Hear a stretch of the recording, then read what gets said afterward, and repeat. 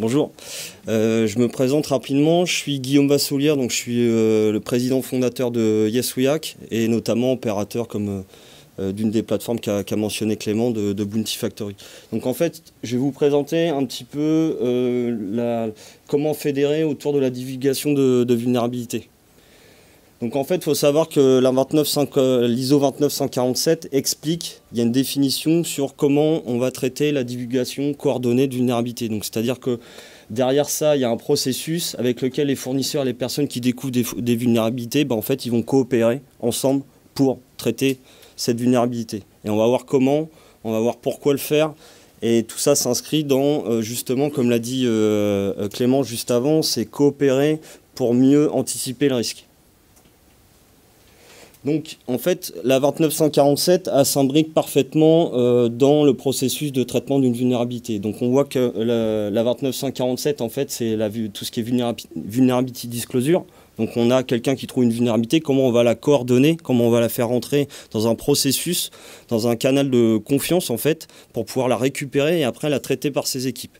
Donc, après, derrière, on a l'ISO 30111 qui va s'imbriquer sur la 29147 pour pouvoir créer vraiment quelque chose de coordonné, que ça soit pour les équipes en interne ou en externe, en tout cas pour l'opérateur qui reçoit la vulnérabilité et aussi pour la personne qui la découvre. Donc, pour ça, en fait, ces différents acteurs vont devoir collaborer ensemble pour être encore plus forts, anticiper la menace. Donc ça passe par des outils, des canaux de confiance et un processus. Donc on plus communément appelé la CVD, tout ce qui est Coordinated Vulnerability Disclosure, donc remontée coordonnée de vulnérabilité. Donc le principe il est simple, c'est qu'on va réduire les risques. On va croire aux bonnes actions des bons samaritains, donc ça c'est important, c'est une pierre essentielle à la chaîne de la CVD. Éviter le hasard. Alors peut-être que je vais avoir une vulnérabilité, donc comment on va générer en fait cette coopération. Donc ça passe par un bug bounty par exemple, mais pas que, il y a de la responsive disclosure, mais on va y venir après.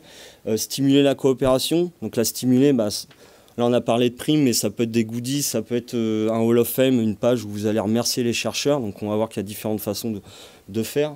Suivre la déontologie et apprendre de la boucle OODA.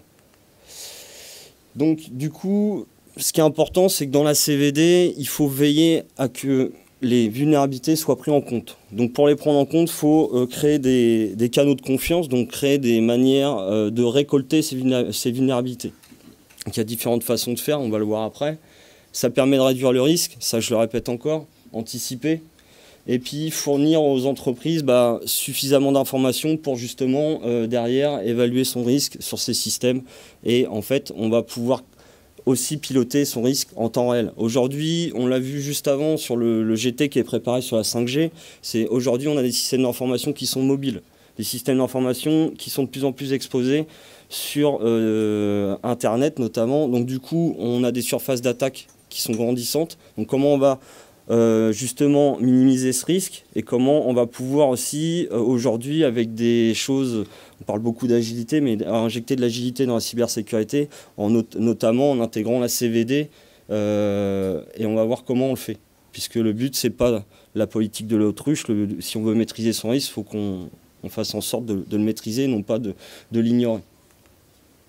Donc les acteurs en fait, de la CVD, vous allez les chercheurs en cybersécurité, vous avez les rapporteurs, ceux qui vont aviser le fournisseur qui a créé le produit ou qui entretient le produit, l'administrateur système, donc ça c'est les grandes lignes, hein, mais vous pouvez leur donner plusieurs noms, tout dépend de l'organisation que vous avez en interne. Donc l'administrateur système qui va patcher la vulnérabilité, enfin qui va faire en sorte de la remédier. Et autour de ça, vous avez quelqu'un qui va coordonner en fait la CVD, qui va mettre en place un process où tous ces acteurs vont pouvoir discuter ensemble, vont pouvoir coopérer et le coordinateur à la fin va pouvoir fédérer une communauté, donc que ça soit sa communauté en interne mais aussi sa communauté en externe. Donc on va créer des canaux de confiance, donc c'est la base de la CVD, des canaux de confiance pour justement cadrer et rentrer dans un processus maîtrisé que vous allez maîtriser en tant que coordinateur. Je vais vous donner quelques exemples et vous allez voir que pour ceux qui me connaissent un petit peu, moi j'ai un gros ancrage en fait dans la communauté depuis pas mal d'années, hein, de plus de 15 ans. Ça fait 11 ans que je suis ancré aussi dans l'organisation de la nuit du hack, dans le hack maintenant. Donc la communauté, on la connaît assez bien. L'idée, c'était de se dire des gens, des bons samaritains qui remontent des vulnérabilités, qui sont en fait inquiétés par des administrateurs qui ne comprennent pas ce qu'ils récoltent en face, et qui vont alerter des services de police parce que j'ai quelqu'un, la communication va s'affoler. Je ne sais pas, c'est de la cybersécurité, il m'a remonté une vulnérabilité, est-ce que c'est un méchant hacker? Et puis en fait, on va contacter les services de police et puis le lendemain, la personne qui était un bon samaritain va se retrouver en garde à vue. Ça, on l'a vu plein de fois. On revoit encore de moins en moins souvent parce qu'on prône chez YesWeHack, c'est un de nos sujets de prédilection. On a été les précurseurs aussi en France pour justement pousser la CVD à son niveau sous différentes façons. On a été aussi à la Commission européenne via des think tanks pour l'intégrer dans le Cyber Act, mais ça je vais en parler après. Et en fait pour ça il faut des canaux de confiance. Donc au lieu d'avoir un mail contact ou communication, vous allez créer des mails où derrière vous avez du métier pour traiter. Du métier qui va comprendre le risque et qui va pouvoir analyser derrière, le rentrer dans un processus pour pouvoir le traiter. Donc ces canaux de confiance en fait ça peut passer par de la responsive disclosure. Ça peut passer par security.txt, donc vous connaissez tous le robot.txt, mais je vais vous présenter le security.txt. Le bug bounty, l'article 47 de la loi pour une république numérique qui a poussé l'ANSSI. Vous avez zerodisclo.com qui est une des plateformes de YesWeHack. Et 3 petits points, puisqu'il y aura sûrement des choses qui vont arriver dans le futur, il y a des choses qui existent qui sont moins poussées. Et on va par exemple prendre la responsive disclosure du CERT-EU. Là vous avez une page sur le CERT-EU qui est derrière, en fait, derrière vous avez l'ENISA qui va expliquer, voilà, si vous avez une vulnérabilité sur les outils de la Commission européenne, vous pouvez les remonter via un mail et via une clé PGP. Et derrière, en fait, on va expliquer comment ça se passe. Donc typiquement, vous pouvez faire du full disclose au bout de 3 mois. Si personne vous a répondu au bout de 3 mois, et si le patch n'a pas été opéré, derrière, de toute façon, le CERT-EU dit qu'au bout de 3 mois, vous pouvez pousser, en gros, la vulnérabilité. Et derrière, en fait, on va voir qu'après, ils vont émuler leur communauté, justement, où j'ai surligné, ils ont un Hall of Fame.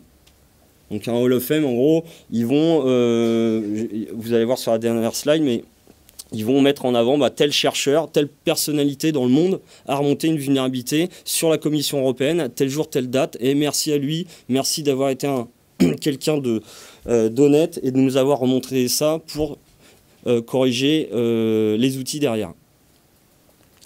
Vous avez le security.txt, donc qui est un draft, qui est encore à l'état de draft dans la RFC. Donc ça, c'est quelqu'un qui a eu la brillante idée de commencer à réfléchir à ces sujets activement, qui est notamment maintenant été embauché, nous on l'avait interviewé il y a 1 an exactement, qui a été embauché par les grosses plateformes détenues par les GAFA, et qui est maintenant utilisé, on le voit de plus en plus par Google, Facebook, mais aussi par des clients de YesWeHack. Je pense que Quentin en parlera juste après, vous faites juste un Google Doc et vous mettez une URL security.txt, vous verrez qu'il y a de plus en plus d'acteurs qui l'utilisent. Le principe, il est simple. Le principe, il est, aujourd'hui, on va commencer à normer la CVD. Aujourd'hui, vous pouvez faire une page qui va expliquer comment remonter de la vulnérabilité, mais pourquoi pas faire un security.txt. Un security.txt qui va potentiellement intégrer l'URL de votre bug bounty ou qui va intégrer le mail de la sécurité. Vous voyez, là, il y a le mail des équipes de sécurité de Google. Vous allez aussi intégrer le Hall of Fame. Où est-ce que vous remerciez les personnes qui vont vous remonter les vulnérabilités. Si vous avez des super jobs, là on voit que Blablacar apparemment des jobs de rêve à promouvoir via son security.txt. Donc ça c'est un exemple, c'est tout un tas de choses où on va commencer à fédérer sa communauté. Ça fait partie, comme je le disais, de comment on va créer des canaux de confiance pour pouvoir discuter avec cette communauté et récupérer les vulnérabilités et non pas les ignorer, puisqu'on peut le voir souvent, ce qui se passe c'est que on l'a vu à cause des problèmes que j'ai mentionnés juste avant, en fait, ce que font les chercheurs, les gens qui sont éthiques, ils ne remontent pas les vulnérabilités parce que derrière, en fait, il y a un risque et en fait, derrière, c'est utilisé par des gens malveillants. Donc le but, c'est de créer justement ces canaux de confiance pour limiter ce risque. Et on voit de plus en plus de personnes comme Clément qui va contacter en direct les sociétés s'ils n'ont pas de responsive disclosure, de security.txt, etc. Enfin, et on constate aussi en parallèle que dans les pays émergents, il y a de plus en plus de remontées de vulnérabilité sauvage.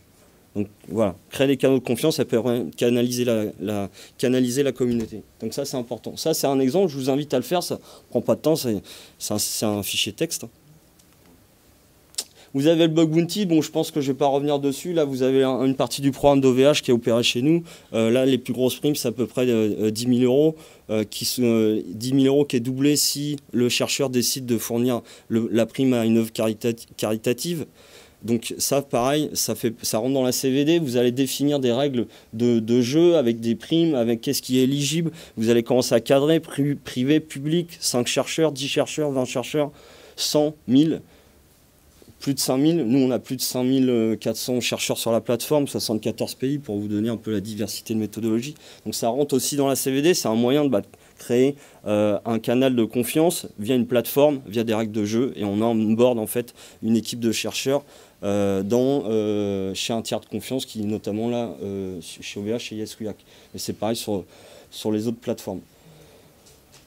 Donc c'est plus communément appelé aussi la crowd security. Donc l'article 47 aussi qui a été poussé par l'ANSSI. Alors ça c'était une grande discussion qu'on avait eue avec Guillaume Poupard en fait en 2015 à la nuit du hack. Moi j'ai dit à Guillaume, écoute, on a un problème, la communauté veut remonter des vulnérabilités, il n'y a pas de cadre légal, comment on peut les protéger? En fait on a travaillé sur un article, sur cet article 47 et il est sorti en 2016. Donc nous on était assez contents aussi de le présenter à Bruxelles, de présenter, bah voilà, nous Français, ce qu'on a fait. Donc c'est un petit texte, hein, c'est pas très, il est pas très important. Enfin, il est par rapport à typiquement à de la CVD que le gouvernement a mis en place, que vous avez aux Pays-Bas, qui fait plus de 4 pages. Où là, où vraiment, ils ont une politique de CVD encore plus poussée.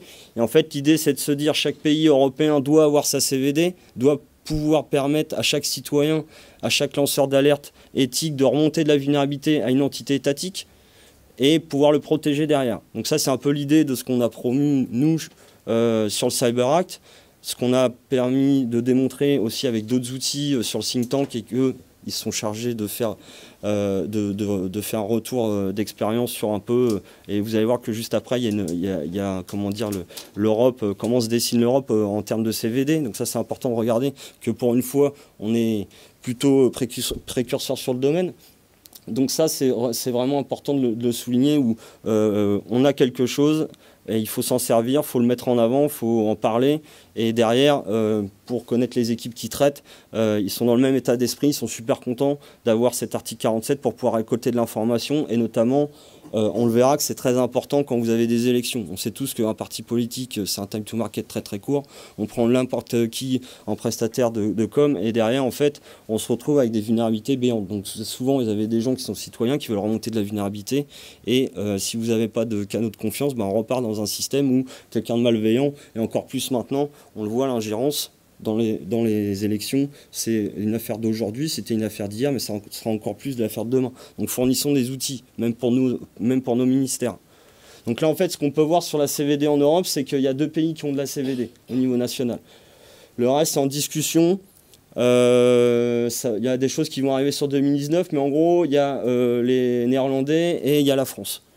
Comme je vous disais, nous, Français, on a fait quelques lignes. Ça ne protège que partiellement les chercheurs. Donc partiellement, c'est important parce qu'on va voir que en fait, nous, chez YesWeHack, on a pensé à faire autrement pour les protéger totalement. Et ça a été un concept aussi où on est plutôt précurseur sur le sujet. Et on va voir pourquoi. Et donc on voit que c'est en discussion, c'est un sujet d'aujourd'hui, c'est un sujet qui, je vous invite à le faire sans... vous n'êtes pas obligé de faire du bug bounty, vous pouvez faire un security.txt, vous pouvez faire une page web qui va expliquer une responsive disclosure. Vous avez tout un tas d'outils derrière qui va vous permettre de faire la CVD. Donc c'est pas une question de coût, c'est une question de le vouloir et de mettre en avant justement cette logique de partage. Et de toute façon, le contre-pouvoir, on sait très bien qu'en cybersécurité, bah, c'est pas une question d'argent, c'est pas une question de moyens, c'est une question de, il faut partager, il faut coopérer, il faut se coordonner, c'est une question de gouvernance avant tout. Et typiquement, nous, ce qu'on a décidé chez YesWeHack, parce qu'on avait tendance à récupérer de la communauté des vulnérabilités, même en ayant mis en place l'article 47, la communauté avait plus confiance en YesWeHack qu'en une entité étatique, ce qui est normal, il faut le temps aussi que ça avance. Donc on a mis un système couplé à la blockchain avec une lib PGPJS qui va chiffrer dans le navigateur en fait, la vulnérabilité transmise par le chercheur et qui va permettre de la transmettre au CERT que vous avez choisi dans votre navigateur. Et derrière, c'est comme ça que le COSI, donc le CERT-FR, a traité 10 vulnérabilités en 2017 dans le cadre de l'article 47. Et nous, on en a traité de plus de 110 sur 2017. Et en fait, derrière, ce que fait le COSI, donc ce que fait le CERT-FR, mais vous n'avez pas que le CERT-FR, hein. Vous avez le CERT de la CDC, vous avez le CERT de la Poste, vous avez le CERT partout en Europe et dans le monde, hein, puisque chaque CERT peut s'inscrire. Vous avez un menu déroulant, vous choisissez votre CERT, en fait, et vous pouvez très bien mettre dans votre security.txt, en fait, je veux que ça soit tel CERT, et vous faites un lien directement vers Zero Disclose. C'est aussi une façon de faire de la CVD. C'est une plateforme non-profit, hein. C'est histoire de fournir des outils à la communauté. C'est toujours dans cette logique de protéger notre communauté et de créer des canaux de confiance. Et derrière, vous allez utiliser la blockchain comme une preuve. Donc le chercheur va se retrouver avec un hash du zip qui a été créé dans son navigateur dans la blockchain, qui va être timestampé par la blockchain. Et il va se retrouver avec une preuve de dépôt. Et si on vient l'embêter, il va dire non, moi cette vulnérabilité-là, je l'ai transmise à tel CERT, tel jour, telle date, et c'est infalsifiable. Et c'est vérifiable parce qu'on est sur une structure décentralisée. On l'a sorti en janvier 2017.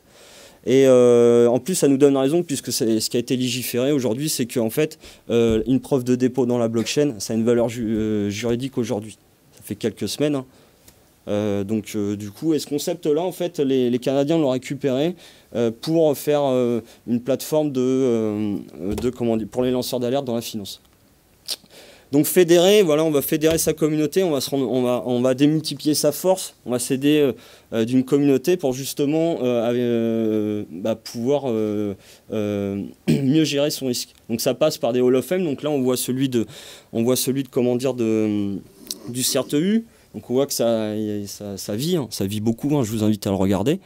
Et vous avez à côté par exemple un Hall of Fame d'un programme de Bug Bounty. Donc on voit celui-là, je ne me rappelle plus c'est lequel, c'est peut-être celui d'OVH. Donc 242 rapports acceptés, 120 chercheurs remerciés.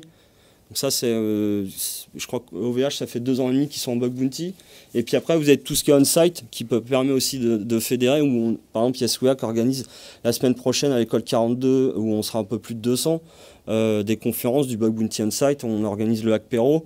Donc voilà, c'est toutes ces petites choses-là qui permettent de fédérer et de coordonner en fait sa remontée de vulnérabilité et vraiment coopérer, c'est le futur. Voilà, merci.